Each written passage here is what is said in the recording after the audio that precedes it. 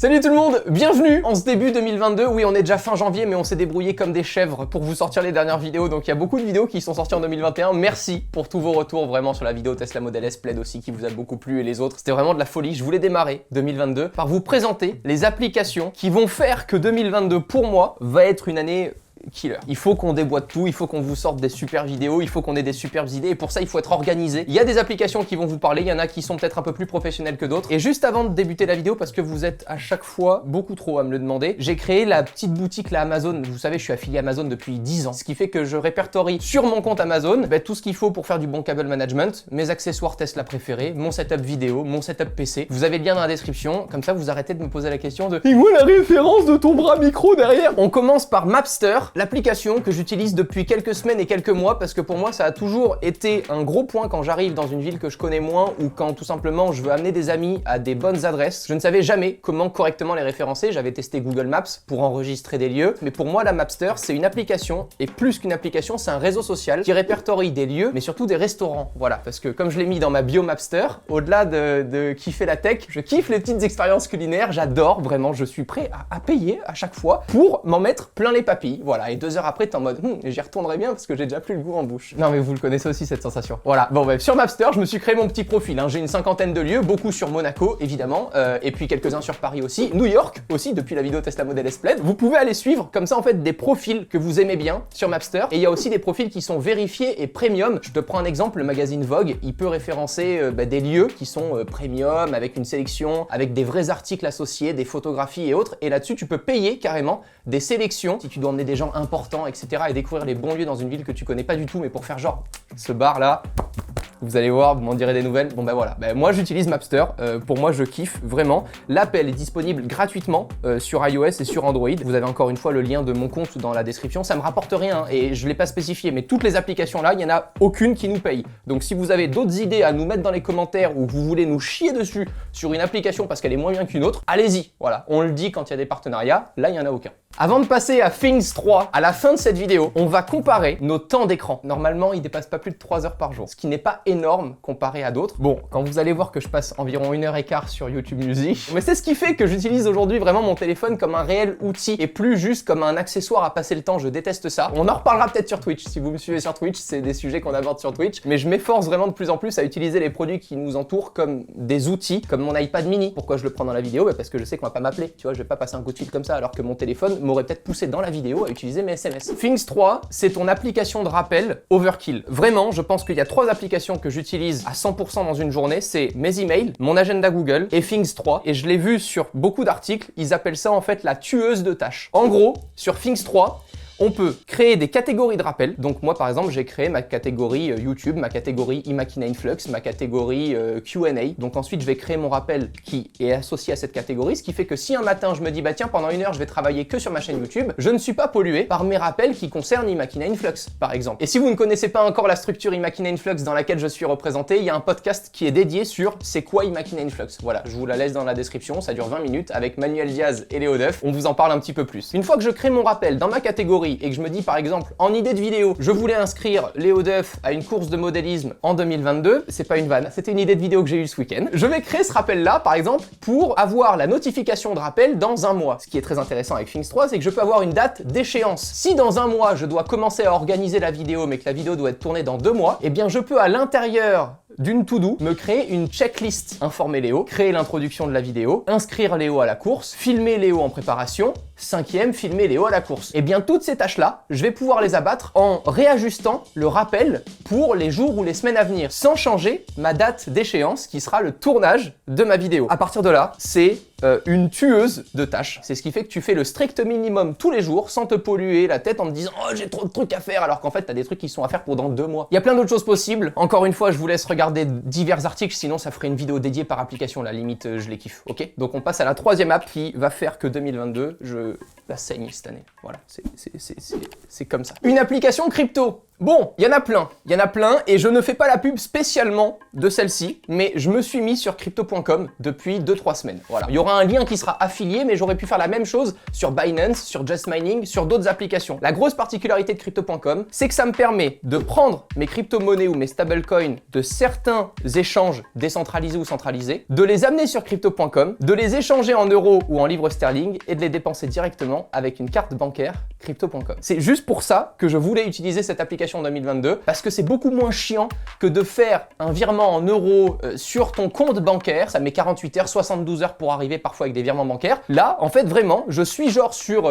PancakeSwap, je suis sur Binance, je suis sur plein d'échanges décentralisés. Si vous n'y connaissez rien en crypto, il y a une série qui s'appelle Au coin du feu et je vais revenir bientôt dans cette série, que ça soit avec Asher ou même en solo, pour vous reparler peut-être des applications telles que crypto.com. Avec le lien qui sera dans la description, vous avez 25 $ d'offert, j'ai 25 $ d'offert. Vous pouvez faire la même chose avec Coinbase. Pareil, j'ai mes liens Coinbase, vous pouvez faire la même chose avec Binance. Là, ce qui est intéressant, c'est que dépendant du statut de carte bancaire que tu veux avoir sur crypto.com, pour avoir plus ou moins de cashback, parce que par exemple, là, la carte bancaire que j'ai, la verte, elle me permet d'avoir 100% de cashback sur Netflix et sur Spotify. Donc par exemple, mon abonnement Spotify et Netflix, il est gratuit. Tous les mois, j'ai à peu près 15 $ de remboursés en cashback directement si je paye avec la carte crypto.com cet abonnement-là. Et ça, c'est possible tout simplement en conservant la monnaie CRO, qui est la monnaie crypto.com. Est-ce que c'est pas des génies? C'est en mode, on te demande rien de payer, mais par contre, si tu échanges un peu des euros contre notre crypto-monnaie et que tu la laisses dormir, eh bien en échange, tu as tous ces services offerts. Donc c'est comme ça que par exemple, ma carte verte,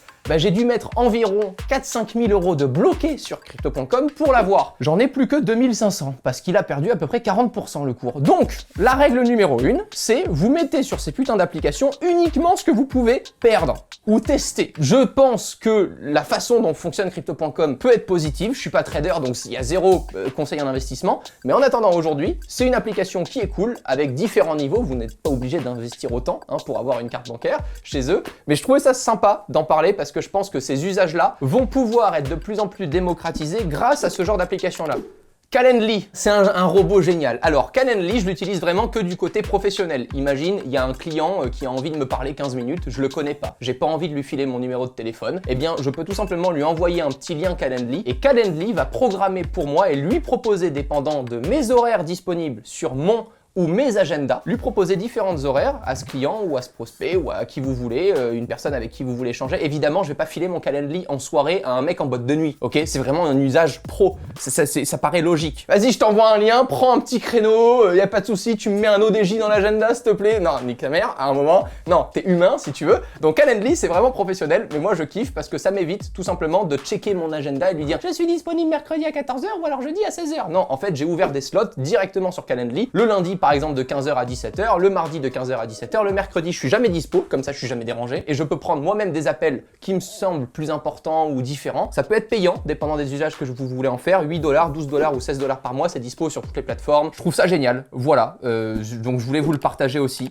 L'application Bear, bon, ça je l'ai volé à Léo Duff, vraiment. Je t'embrasse. Alors jusqu'à présent, j'écrivais toutes les vidéos sur Google Docs. Mais Google Docs, c'était souvent utilisé, de mon côté en tout cas, beaucoup trop souvent sur le navigateur web. Ce qui fait qu'à côté de Google Docs, j'ai quoi? J'ai Twitter, j'ai YouTube, j'ai Facebook, Non mais vraiment, sur le côté créatif et concentration, je suis à 0% avec Google Docs. Il y avait trop d'options. Déjà, moi, afficher toutes les barres de est-ce que tu le veux en gras, est-ce que tu veux l'italique, est-ce que tu veux mettre un chapitre, est-ce que... Il y a trop d'options. Ce que je voulais, c'était une feuille blanche et un stylo plume. Et c'est ce que me propose Bear. J'ai une application, j'écris, ça me crée tout simplement des docs à chaque fois. J'ai du noir avec du texte. Si je fais une commande B, ça me met le texte en bold, par exemple. Et à partir de là, c'est fini, roule ma poule, t'es créatif, t'écris, et puis c'est tout. C'est disponible sur iOS et macOS pour 15 $ par an. Et ensuite, on peut créer, par exemple, tous les chapitrages de nos docs avec des hashtags. Quand je fais des tutoriels, je mets au début hashtag tutoriel. Je n'aurai qu'à taper dans l'onglet de recherche tutoriel pour avoir que les hashtags tutoriels. Ça fonctionne différemment, c'est très minimaliste comme application. Et j'essaie de me concentrer de plus en plus vers des applications comme ça pour être réellement productif et travailler moins dans la journée, mais de manière plus concentrée. À présent,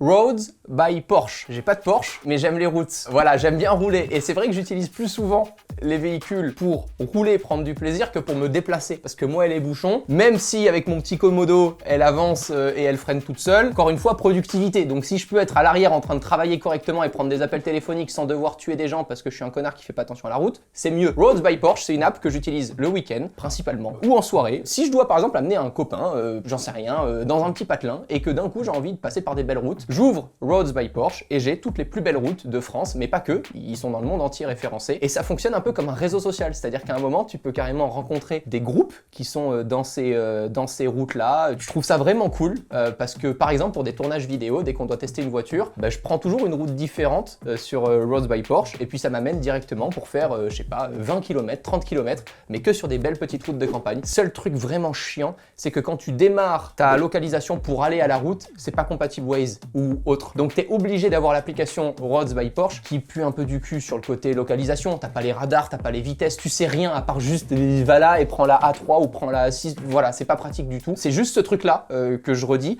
mais sinon l'initiative est top et elle est dispo gratuitement. Voilà, sur iOS et Android. Donc je voulais vous en parler. Ah, bon, là maintenant, ben non, j'utilise pas que mon téléphone en mode outil. Je suis un être humain. Il est vrai que de temps en temps, j'aime un peu flâner, chiller sur mon téléphone, avec notamment l'application Katawiki. C'est l'application ultime pour être pauvre à la fin du mois. Ce ne sont que des enchères, alors avec des prix de réserve ou pas, donc soit tu payes le minimum et t'es sûr d'avoir le produit, soit il n'y a pas de minimum, mais du coup je passe des heures, mais réellement je pense des heures dans la semaine, à regarder les vieilles voitures anciennes, à regarder les ordinateurs. Il y a des produits Apple aussi, il y a des petits iPod classiques, etc. que j'adorais, qui me font remonter en arrière. Je sais qu'ils font de la pub et autres à la télé, machin, etc. Moi j'ai déjà fait 2-3 achats dessus, j'ai jamais eu de soucis. J'aime bien un peu l'art aussi, le street art, etc. des choses comme ça, donc je regarde vachement ce qu'il y a dessus. Je kiffe bien l'application, j'espère qu'elle va pas se transformer en Le Bon Coin rapidement, je l'espère vraiment. Avant de vous délivrer mon temps d'écran sur l'iPhone, je voulais encore vous parler de 2 apps que j'adore cette année. Là c'est Duolingo. Bon, je suis pas bilingue,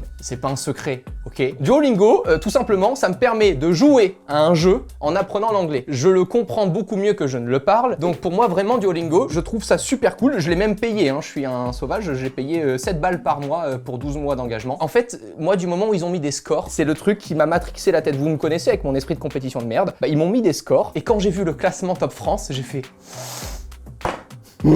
Voilà, et c'est vraiment ça. Donc si vous avez un peu l'esprit de compétition et que vous voulez vous entraîner, bon, 7 € par mois, je pense qu'il n'y a aucun prof particulier qui vient de donner des cours. C'est pas la même chose, je suis complètement d'accord, mais ça peut vraiment t'aider à te pousser un peu dans tes retranchements et à apprendre de nouvelles langues. Ça ne fonctionne pas qu'avec l'anglais, évidemment. Donc moi, ça va être une application en 2022 pour être meilleur. Voilà, je veux être meilleur en anglais. Là maintenant, c'est l'heure de vous délivrer un secret que vous me demandez, mais vraiment tous sur Instagram, et je me suis dit, là dans la vidéo, ça y est, je le délivre. Voilà, il y en a qui vont me chier dessus parce qu'ils vont me dire l'application est pas top, il y en a d'autres qui vont me dire ah maintenant il faut utiliser celle-ci. Rien à foutre, je veux juste vous partager le truc. Grid Post. Comment est-ce que je fais à faire les petits panoramas en photo carrousel sur Instagram pour avoir une seule et même photo panoramique en plusieurs découpées sans avoir à ouvrir Photoshop que je faisais avant, et c'est super chiant, et tu mets tes règles et tes trucs et tes machins. Voilà, si t'es un pur amateur là-dedans et que tu passes 1 heure par jour sur ton téléphone, toutes les applications là, déjà je suis étonné que tu sois sur YouTube, merci. Je t'embrasse et n'oublie pas de t'abonner là maintenant à la chaîne YouTube parce qu'avant que tu partes, tu passes qu'1 heure par semaine peut-être ou par jour.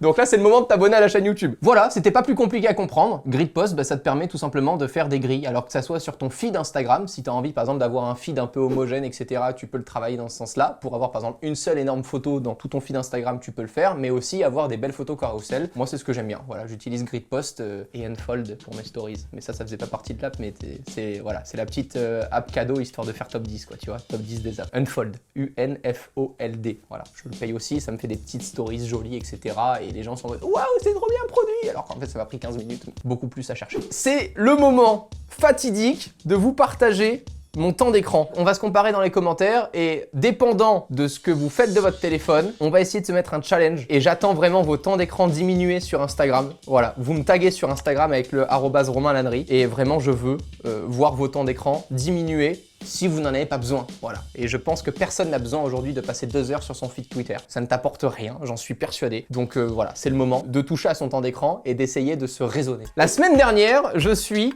à 3h29 par jour en moyenne. Vraiment, c'est pas énorme. Un temps d'écran normal pour un ado aujourd'hui, donc que je considère entre 14 et Et 20 ans, c'est 5 heures à peu près. Mais en même temps, vous n'avez pas d'ordinateur ou de tablette, il y en a qui font beaucoup de choses sur leur téléphone. Moi, j'essaie de limiter ça exprès pour bien séparer mes usages, mais je comprends que vous y passiez beaucoup de temps. Tout ça pour vous dire que les applications que je vous ai citées là, c'est pas pour aller perdre votre temps, c'est pour les utiliser comme des outils. Parce que je pense qu'aujourd'hui, un téléphone est un formidable outil. Donc 3h29 avec 3h27 sur Instagram à la semaine, 2h41 sur des messages, YouTube Musique 2h02. Donc sachant que la musique, tu ne regardes pas ton téléphone, tu ne fais que la diffuser, il faut déjà retirer toutes vos applications musicales. Si vous utilisez Spotify, ben retirez le temps d'écran sur Spotify par exemple, parce que ça vous servira pas à grand chose. D'ailleurs, encore une fois, notre podcast Take Out est dispo aussi sur Spotify. Donc allez le checker sur Spotify, Take Out, T-E-C-H-O-U-T. On parle souvent de ces sujets-là. Twitter, 1h32 quand même dans la semaine. Moi, il y en a un qui me fait rire et que vous n'avez pas encore vu. 1h06 sur Uber Eats.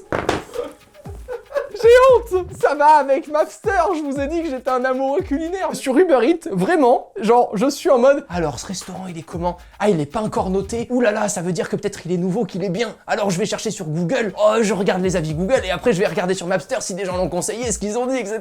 Mais genre, vraiment, genre, moi, choisir un plat sur Uber Eats, c'est une religion. Voilà, après on a 1h06 de Google Chrome et 1 heure de YouTube. Donc ce qu'on peut remarquer là, c'est que déjà moi TikTok ne rentre même pas là-dedans. Et Instagram, c'est quand même le record parce qu'effectivement sur Instagram, j'adore consommer du Instagram, ça m'apporte plein d'idées. Je fais très attention aussi à qui je suis pour éviter d'être beaucoup trop pollué sur mes réseaux. Donc voilà, écoutez, je vous ai partagé mon watch time, c'est un truc assez perso, hein, mais j'attends vos petits screens sur Instagram et Twitter aussi si vous voulez me suivre sur Twitter. Voilà, j'espère que ces apps vous auront aidé, ou en tout cas vous en aurez découvert quelques-unes. N'oubliez pas de vous abonner à cette chaîne YouTube, comme ça on se retrouve très bientôt.